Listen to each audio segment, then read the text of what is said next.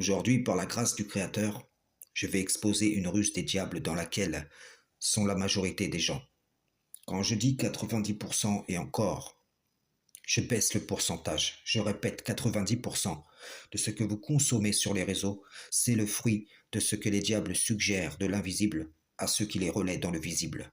Cela vous indique que les réseaux, c'est le terrain du diable, et c'est donc sa pensée qui y est élevée.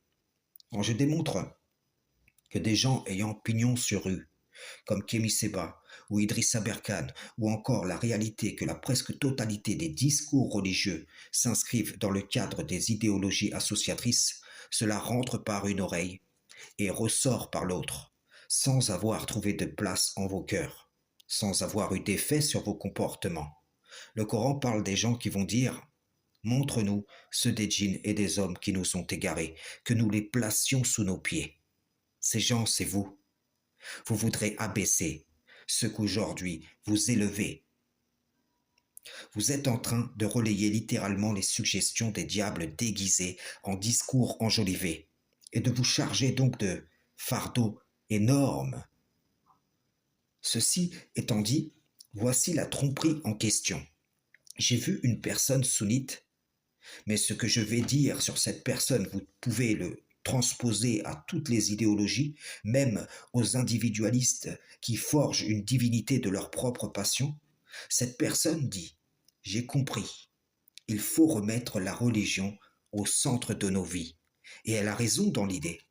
Mais vu que cette idée va s'inscrire dans le cadre du dogme sunnite, eh bien, cela va rendre son effort vain. Voyez-vous, là, on touche à quelque chose qui, j'en suis certain, se passe dans la vie de la plupart d'entre vous. Les diables inspirent à ceux qu'ils dominent des directions de réforme issues des enseignements qui constituent la voie pure du Créateur. Pourquoi cela? Pour couvrir par un ressenti de légitimité la réalité que l'effort de cette personne s'est égaré en cette présente vie. L'enjolivement de ce qui est derrière et devant elle sera ensuite utilisé pour promotionner l'idéologie à laquelle celle-ci adhère. Par cette ruse, la force de l'enseignement divin est dévoyée dans son esprit, car au lieu de t'affermir dans son chemin, dans le chemin du Tout-Puissant, elle va servir à te conforter dans ton égarement. Frères et sœurs en islam, salam, shalom.